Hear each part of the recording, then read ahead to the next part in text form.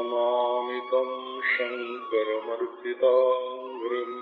ॐ शान्ति शान्ति शान्ति। विवेक चूड़ामणि शंकराचार्य भगवान की एक सरल और साधारण जनों के लिए बोधगम्य परंतु अत्यंत गंभीर कृति है। विवेक शब्द का अर्थ होता है संस्कृत भाषा में पृथक्करण।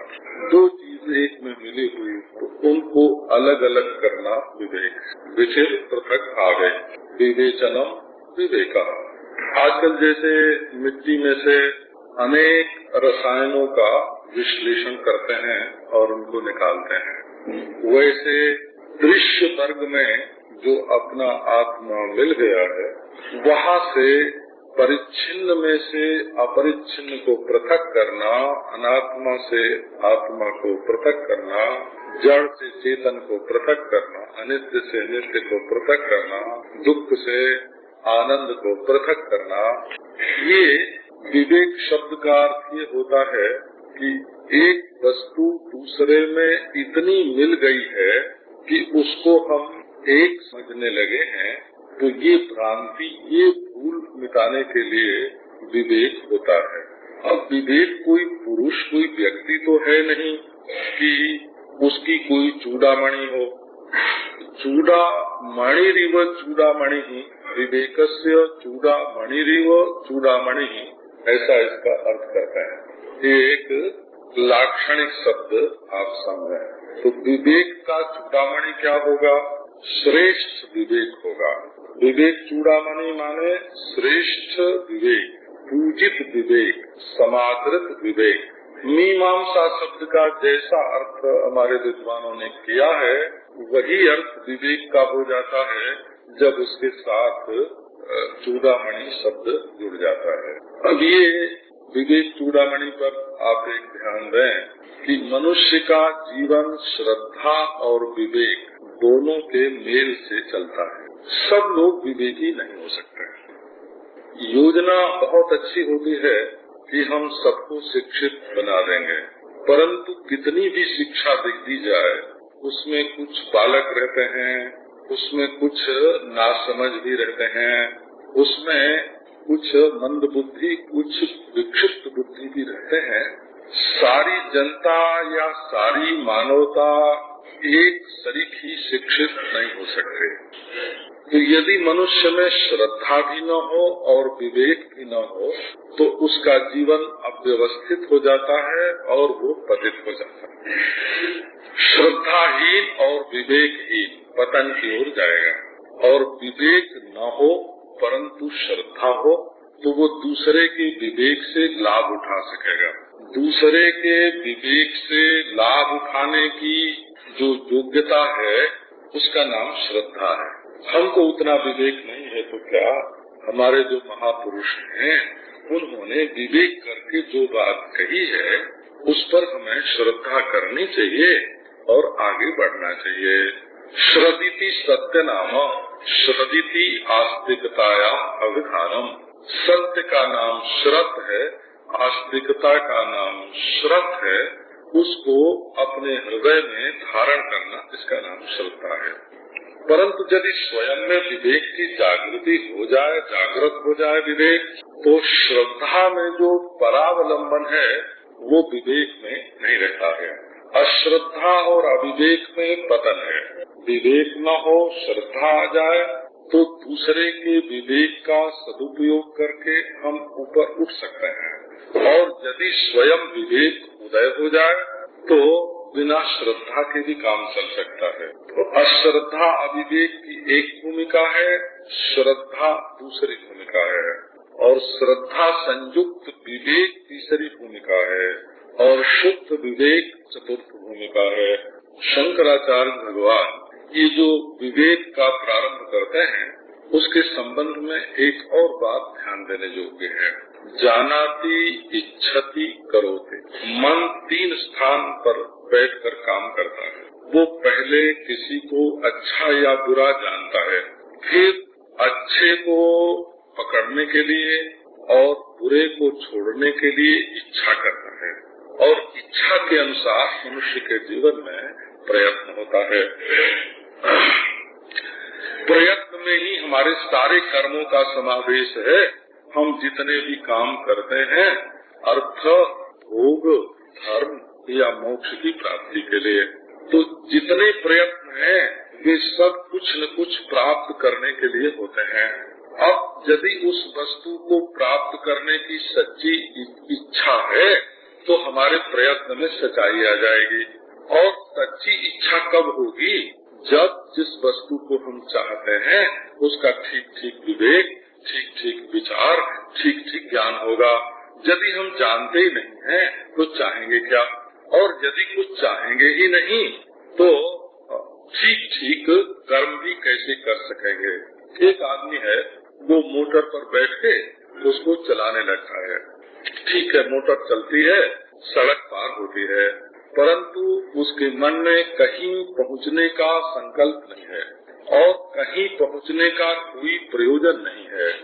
तो संकल्प और प्रयोजन से रहित जो क्रिया होगी वो केवल पानी पीटने के समान व्यर्थ। प्रत्येक प्रयत्न के प्रारंभ में संकल्प होना चाहिए, इससे हमको ये पाना है, ये पहुंचना है।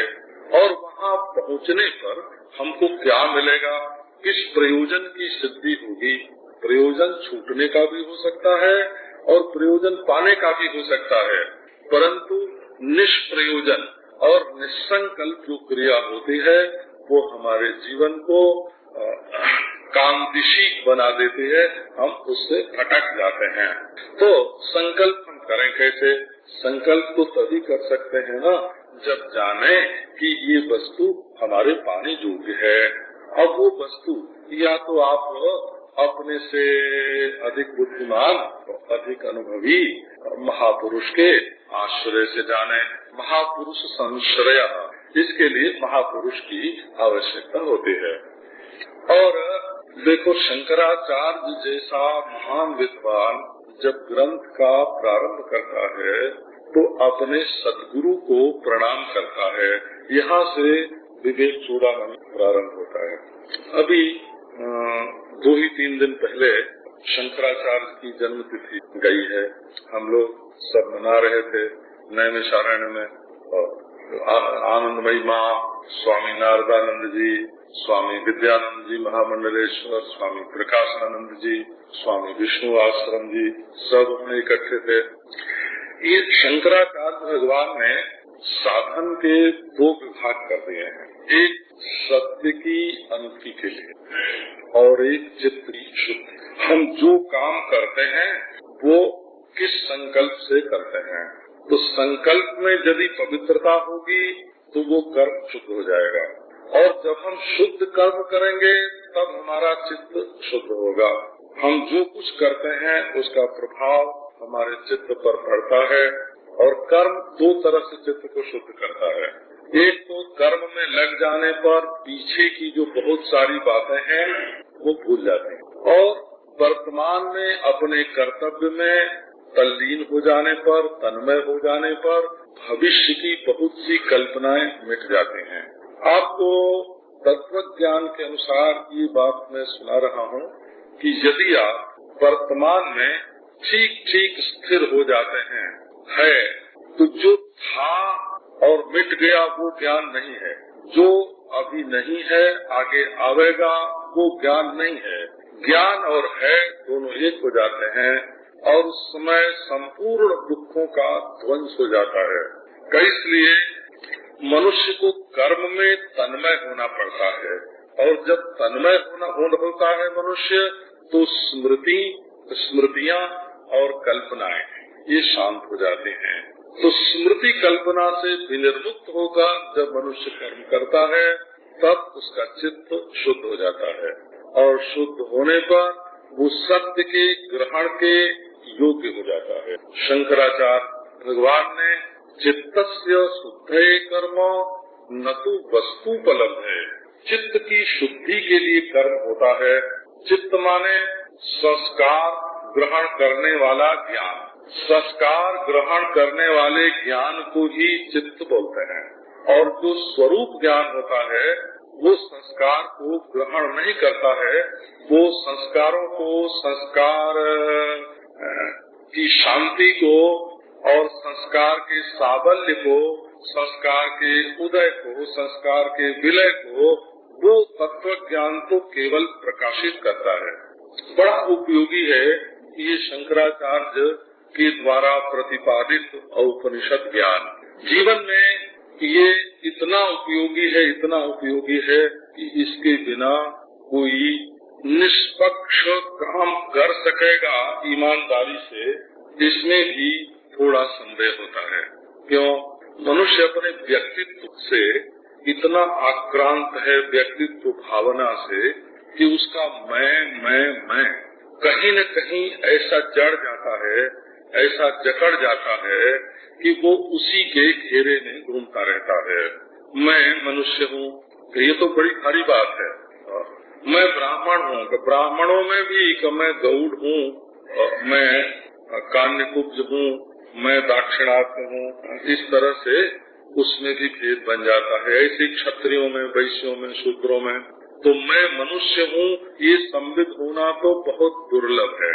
लोग अपने अपने फिरके को, मजहब को लेकर, अपनी अपनी जात पात को लेकर, अपने व्यक्तित्व को, धन को लेकर, दौलत को लेकर, बल्कि जहाँ मदों का उल्लेख है वहाँ तो ये भी है कि हमारी पत्नी, हमारी श्रीमती बहुत सुंदर है, इस बात का एक नशा होता है, मद होता है। हमारे पास इतना धन है, इसका भी मद होता है। हमारा सौंदर्य ऐसा है, इसका भी मद होता है। विद्या बुद्धि का भी मद होता है।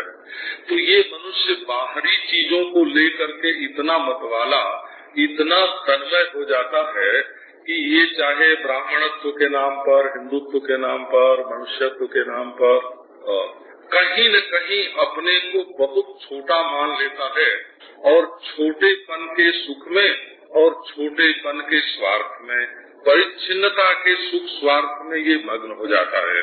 तो दुनिया में आजकल या पहले भी या आगे भी जितना अनर्थ होता है, उसमें अपने मैं पने का जो बंधन है, छोटी छोटी वस्तुओं में बंध जाते हैं, उसी से अनर्थ होता है।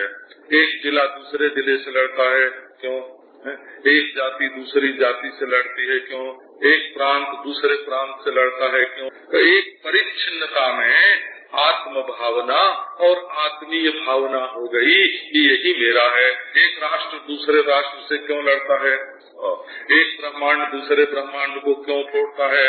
तो ये जो परिच्छिन्न छोटी छोटी वस्तुओं में, क्षुद्र क्षुद्र वस्तुओं में जो हमारा मैं जुड़ गया है, वही ब्राह्मण क्षत्रिय के कलह का भी हेतु है, जिसका वर्णन शास्त्रों में मिलता है। और आजकल भी चुनाव आदि के अवसर पर वही जातीयता प्रकट होती है, वही अपना परिवार, वही अपना भाई, वही अपना भतीजा, वही अपना रिश्तेदार। ये जितने अनर्थ होते हैं, ये मैं और तू के भेद से होते हैं। शंकराचार्य भगवान ने विवेक की वो शैली हमारे सामने रखी कि इस परिच्छिन्नता की जड़ कट जाए। चाहे जाति कोई हो, उसमें आत्मा एक है। चाहे मजहब कोई हो, उसमें आत्मा एक है। चाहे प्रांत कोई हो, उसमें भारत एक है। और चाहे राष्ट्र कोई हो, उसमें विश्व एक है। चाहे ब्रह्मांड कोई हो, और उसमें परब्रह्म परमात्मा एक है। तो राग द्वेष की आत्यंतिक निवृत्ति के लिए इस तत्व ज्ञान से बढ़कर और कोई वस्तु नहीं है, और कोई ज्ञान नहीं है। सर्वश्रेष्ठ ये ज्ञान है, और ये हमारे जीवन के लिए ही नहीं, संपूर्ण विश्व के लिए और समग्र समस्याओं का शाश्वत समाधान है।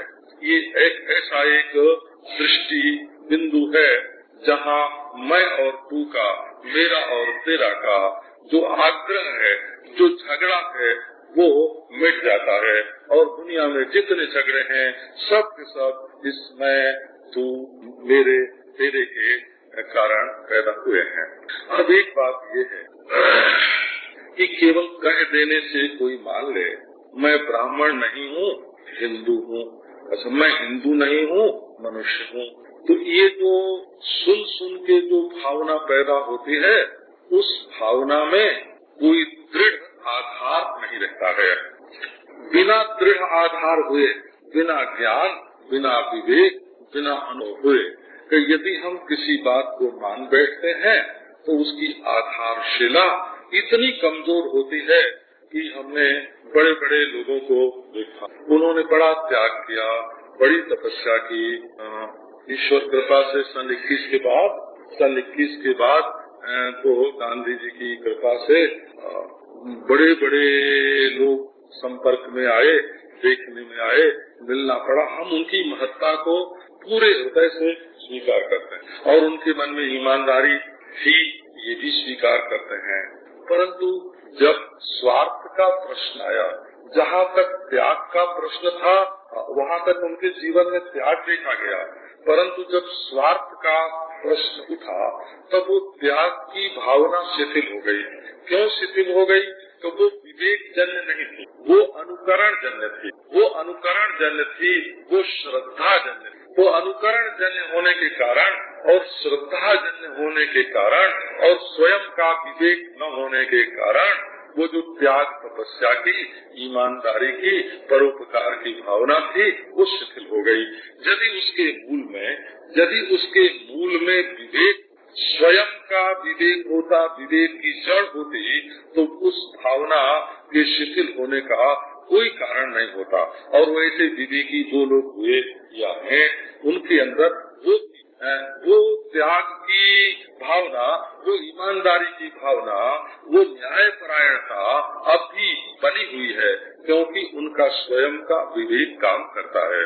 बुद्धि पहले ठीक समझती है और मन उसको चाहता है और शरीर उसके लिए प्रयत्न करता है, तब तो हमारा रास्ता ठीक रहता है।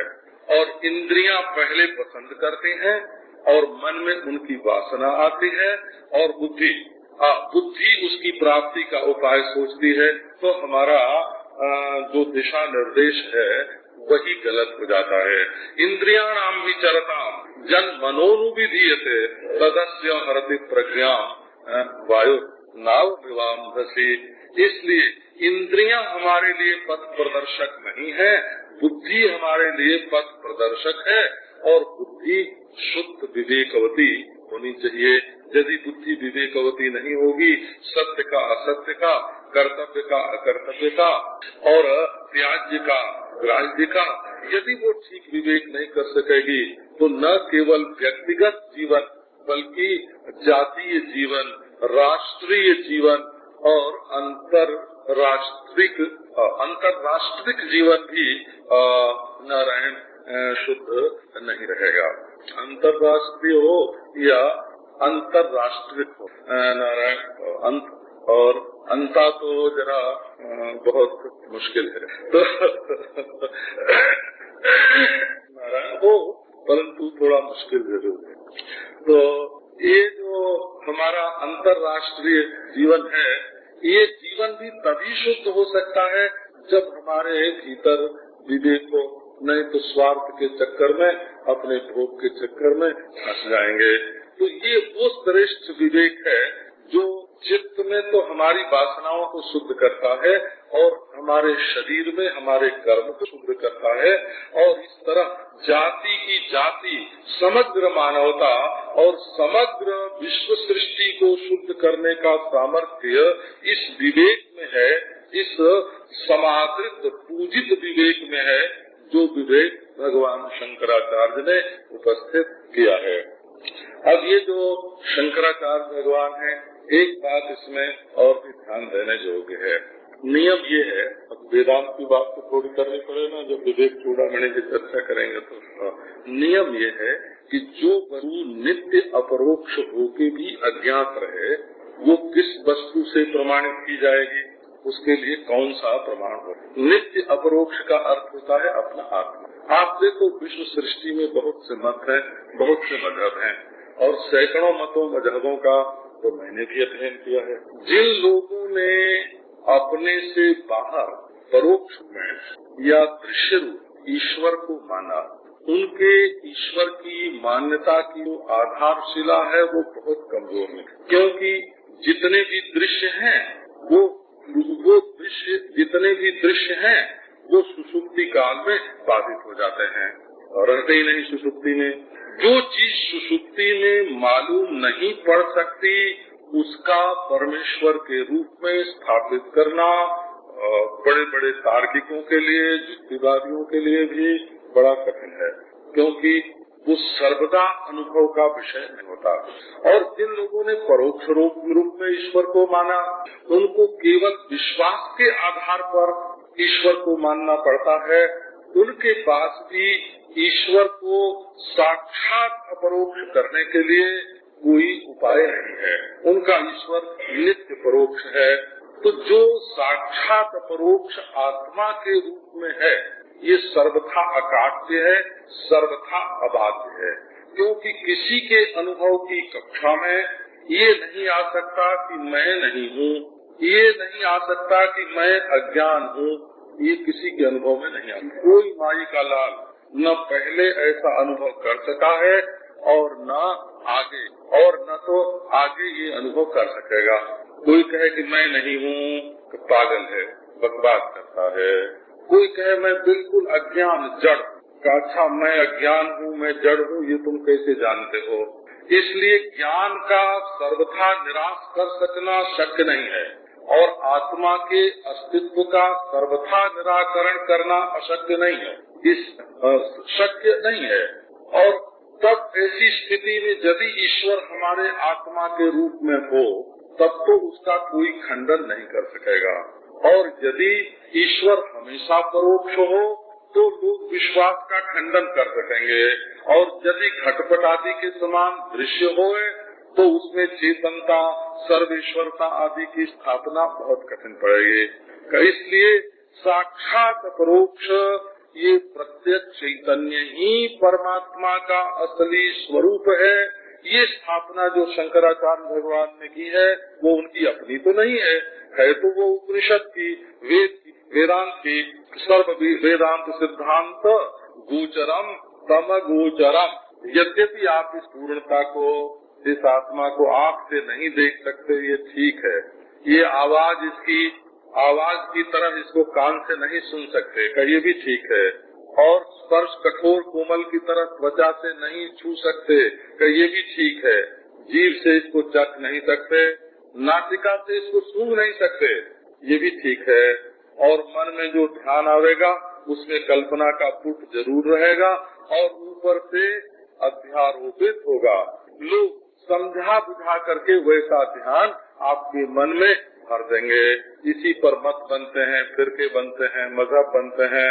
लोग अपने अपने मजहब के अनुसार, मत के अनुसार, फिरके के अनुसार एक ईश्वर का अपना मन गठंत रूप आपके मन में बाहर से डाल देते हैं। तो इन सब का विवेक के द्वारा निरसन करके जो सत्य का वास्तविक परमार्थ स्वरूप है उसको स्पष्ट करने के लिए वेदांत की आवश्यकता होती है। भगवान शंकराचार्य का कहना है कि वेदांत का तात्पर्य अनुभव के विषय में हो सकता है, अनुभव में ही हो सकता है। जो विषय को प्रकाशित कर रहा है उस आत्मा में वेदांत का तात्पर्य हो सकता है। जो आँख, कान, नाक आदि से दिखता है उसको बतलाने में तो वेद प्रमाण नहीं रहेगा, अनुवाद हो जाएगा। जैसे मशीन पर पहले किसी चीज को देख लेते हैं और उसको दस्तावेज में लिख देते हैं, ऐसे ये वेदांत नहीं है, बल्कि जो सबको देखने वाला है। यंत्र के पीछे बैठकर जो यंत्र से देख रहा है, आँख, कान, नाक के पीछे बैठकर जो इनसे देख रहा है, जो अंतःकरण के पीछे बैठकर अंतःकरण से देख रहा है। परमात्मा को तुम बाहर कहाँ ढूंढ रहे हो? ढूंढो तो जो अंतःकरण का साक्षी है, अंतःकरण का प्रकाशक है, उसमें ढूंढो। और उसमें ढूंढना क्या बाकी रह जाता है? यही कि ये तो मालूम पड़ता है कि वो है, और ये भी मालूम पड़ता है ज्ञान स्वरूप है, और ये भी मालूम पड़ता है कि आनंद है, परंतु यही अद्वितीय ब्रह्म है। कि ये बात स्वयं अपनी कल्पना से मालूम नहीं पड़ती, जो अपने में परिच्छिन्नता की कल्पना हो गई है। कुछ निसर्ग से हुई है कि मैं देह हूँ और मैं मनुष्य हूँ, मैं ब्राह्मण हूँ, और कुछ अध्यारोप से हुई है कि मैं करता हूँ, भोगता हूँ, मैं संसारी हूँ, मैं जीव हूँ। तो कुछ शास्त्रीय अध्यारोप हैं और कुछ नैसर्गिक अध्यारोप हैं। इन अध्यारोपों का अपवाद करने के लिए एक ऐसे प्रमाण की आवश्यकता है जिसके सिवाय इसकी ठीक ठीक प्रमा होना कठिन है। तो शंकराचार्य भगवान ने मंगलाचरण में ही कह दिया, सर्व वेदांत सिद्धांत गोचरम तम गोचरम गोविंद परमानंदम सद्गुरुम प्रणतोस्म्यहम्। उनका कहना क्या है? तो उनका कहना ये है कि गोविंद माने गोविंद पाद हमारे सद्गुरु, और गोविंद माने गोविंद स्वरूप। भक्त लोग जिसकी आराधना करते हैं वो उसी का स्वरूप है, परंतु वो परमानंद है। किस प्रमाण के द्वारा उसका साक्षात्कार होता है, दर्शन होता है? इस प्रमाण के द्वारा होता है। इसके लिए सर्व वेदांत सिद्धांत गोचरम कहा। और प्रत्यक्षादि प्रमाण के द्वारा वो विषय नहीं होता है, इसके लिए अगोचरम कहा। माने अपनी आत्मा परिपूर्ण है। ऐसा हम देखते हैं कि यदि अपने जीवन में हम कोई गलती करने लगते हैं तो वो गलती घूम फिर कर कभी न कभी हमारे ऊपर आ जाती है। ये संसार में जो घूम रहा है, जो ये चक्र कर्म फल को लाकर कर्ता के साथ जोड़ देता है। ये बात देखने में आती है। तो ऐसी स्थिति में इस कर्म के चक्र से बचने के लिए, सुख दुख के चक्र से बचने के लिए, पाप पुण्य के चक्र से बचने के लिए, राग द्वेष के चक्र से बचने के लिए, और पक्षपात और हिंसा से बचने के लिए, राग द्वेष से बचने के लिए, समग्र सृष्टि को परब्रह्म परमात्मा के रूप में दिव्य अनुभव करने के लिए, माने पवित्रता की ओर ले चलने के लिए, सुख की ओर ले चलने के लिए, शांति की ओर ले चलने के लिए, ये जो हमारा विवेक है ये सर्वोपरि साधन है। और इसकी चर्चा अब हम 10-12 दिन तक यहाँ करते रहेंगे। ओम शांति।